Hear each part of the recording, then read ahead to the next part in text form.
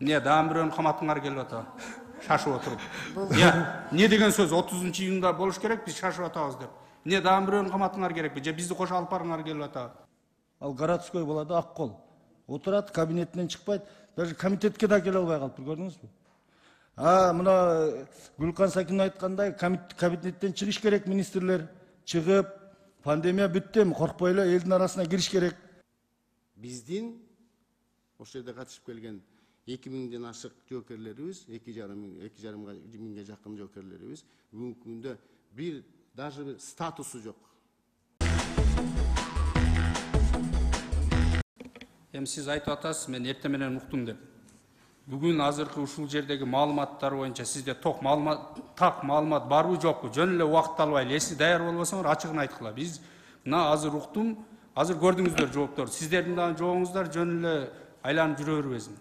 Так маалымат бериңиздер. Бизде маалымат бар. Бүт суроолорго биз так жооп бергенге мүмкүнчүлүгүбүз жетет деңиздер. Же жок болсо жок деп айтып коюңуздар.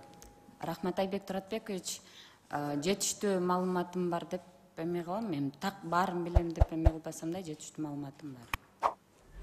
Сиз кечиресиз, мен аз укпай калдым. Министрдин орун басарысыз. Качан дайындалдыңыз? 1 ай болду. 1 ай. Анда 4 орун басары бар министрдин. Ооба. Сиз именно ушул жанакы ушул бүгүнкү маселе боюнча тармакты тейлеген орун басарсызбы? Жок, мен цифровизация боюнча. Цифровизация менен бунун кандай айырмасы бар анда? Эме байланышы бар. Азыр ушундай болот да, азыр кечиресиздер, ушундай суроого келип такалганда айтасыздар. Мен бул тармакты карабаймын, менин тармагым бул жак болчу, мен кийинкиде даярданып келейин деп.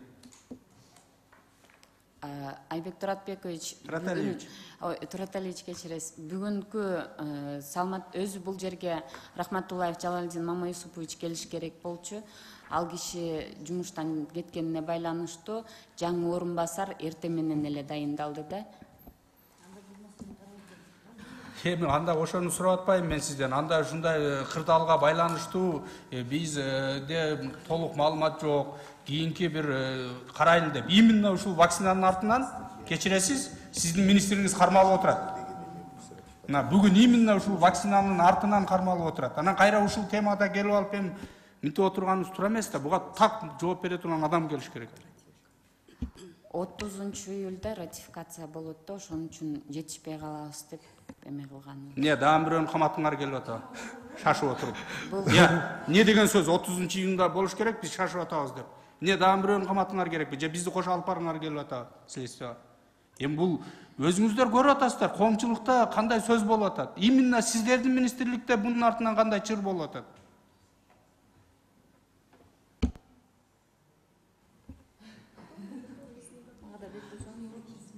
Гүлкан Сакиновна, сөз сизде. Урматтуу коллегалар, эми мен дагы Айбек Тураталиевичтин сөзүн эле улайм го деп ойлоп атам. Анткени сиз 1 ай мурда дайындалдым деп атасыз, бирок биз сизди 1 ай мурда болсо да көргөн эмеспиз. Бирок бул тармакта азыр бир коомчулукту ырайын учургандай бир чоң талкуу жаратып аткан учурда биз ратификацияга алып келгенде биздин убактыбыз жетишпейт. Баягы силер бүгүн кабыл алып эле бергиле дедиңиз, сиз сөзүңүздө. Бул маселе боюнча башка киши келет эле деп Айбек Тураталиевич айтып атат. Эми бул жерде эле оюнчук жер эмес да. Анан сиз айтып атасыз, жок биз мен бүгүн эртең менен эле уктум деп атасыз. Бул маселе боюнча көп азыр кызыккандар дагы көп, убайлы кандай жооп алабыз деп турат. Ошон үчүн Венера Калбековна бул жооп бере турган министрдин орун басары дагы бүгүн эртең менен эле угуп келсе, анан бүгүн эртең менен 2 саатта мынчалык суроого жооп алабыз деп мен ишенген жокмун да. Сиз өзүңүз деле ишенбей айттыңыз, мен эми аракет кылам депчи. Бирок эми бул маселени Венера Калбековна туура көрсөңүздөр кийинкиге жылдырып койсок, анан баягы июндун 30-унда болот эле, бизге шашып эле кабыл алып бериңиздер дегенден алысыраак болобу да. Азыр ушул аралыктан сырткары социалдык камсыздандыруу министрлиги мигранттар, пенсия, пособия боюнча өтө көп проблемалар бар да. Ошолор боюнча иштесеңиздер жакшы болмок. Деги эле, урматтуу Венера Калбековна, бул социалдык өнүктүрүү министрлигин bir комитетке чакырыш керек. Азыр Кудай берген Базарбаевич келсе болот эле да азырчы. Чакырып мына миграция боюнча Facebook'ка жазып атышат. Миграция тармагыны мага бериңиздер, мен бюджеттен акча албай туруп көтөрөм депчи. Буларда эч кандай сунуш жок. Баягы президентибиз бүгүнкү күндө иштебей аткан министрликтер деп кече мен сессияда айтпадымбы? Ошолордун катарына мына министрлик кирет да. Элдин ичиндеги пенсия, пособия боюнча биз мына шайлоолорго барганыбызда эл ушул маселени көп көтөрүп атат. Жакын аралыкта, урматтуу ырайым, чакырып туруп министрликти суроолорду беришибиз керек да. Кандай иштеп атат, кандай мыйзамдарды өзгөртсөк болот, кандай сунуштар бар депчи. Кудай берген Базарбаевич кабинетинен чыкпайт. Ал городской болот, ак кол. Отурат, кабинетинен чыкпайт. Даже комитетке да келе албай калыптыр, көрдүңүзбү?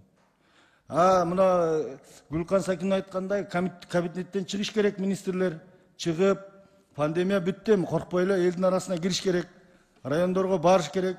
Пенсия боюнча, пособие боюнча кимге халайдынлык, башка маселелерин ачык чечип бериш керек. Министрлик ошондо президентке жардам берет да.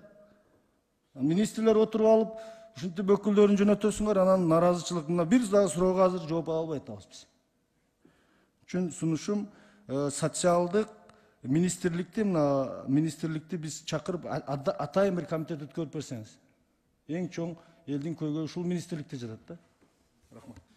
Бул мыйзам долбоорун 93-жылы 22 январда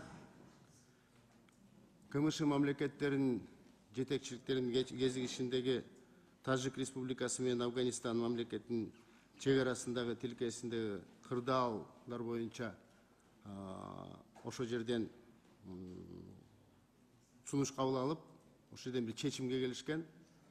Ошол убакта бир аз тарыхка айта кетсем, 93-жылдан баштап Тажик Афган чек арасын кайтарууга Өзбекистан, Казакстан, Кыргызстандын аскерлери, дагы ошол жерде турган Россиянын чек арачылары ошол Тажик Афган чек арасын кайтарууга алышкан. Ошондон бери 93-жылдан бери 99-жылга чейин Кыргызстандан 10 батальон барып келип чыккан. Жыл сайын батальондор бир жылда 2 батальон келип чыкчу алмашып. Ошол жерге 4000ден ашык биздин жоокерлерибиз, офицерлерибиз катышып келген. Мурдагы СССРдын мыйзамдарына ылайык интернационалист жоокерлер үчүн бекитилген жеңилдиктер Кыргыз Республикасынын өкмөтүнүн 92-жылдын 9 декабрында 63 токтом менен ошол жерде катышкан аскер бөлүктөрдүн өздүк курамдарына жайытылган болчу. Тилекке каршы 96-жылы айта кетиш керек, ошол батальондор ошол жерде кызмат кылып аткан учурда мыйзам кабыл алынат. Согуштун куралдуу күчтөрүнүн ардагерлери жана оруктагы эмгекчилер жөнүндө. Бирок ошол жерде катышып аткан ошо интернационалисттер ал мыйзамга кирбей калат.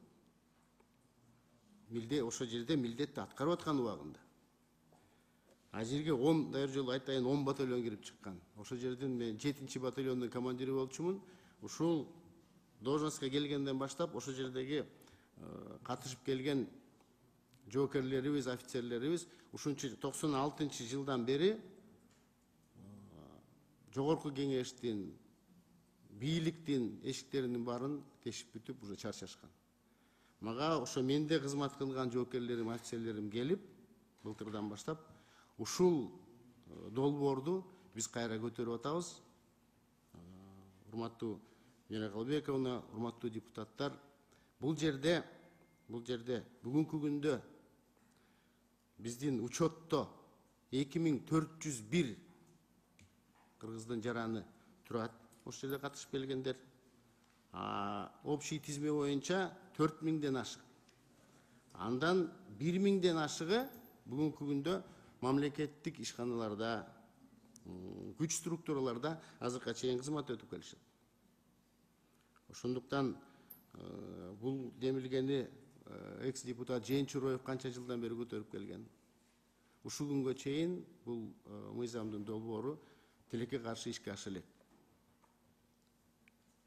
Мисал катары айтып кетейин, маалымат иретинде Россия Федерациясында 2011 жылы, ал эми Казакстанда болсо 2020 жылы ошол жерде катышып келген жоокерлер күчүрмөн аракеттердин ардагери болуп таанылат бүгүнкү күндө.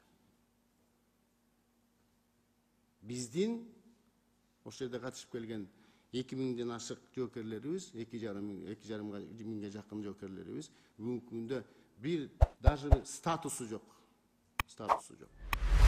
Ушул долбоорду урматтуу депутаттар колдоп беришиңерди суранабыз. урматтуу депутат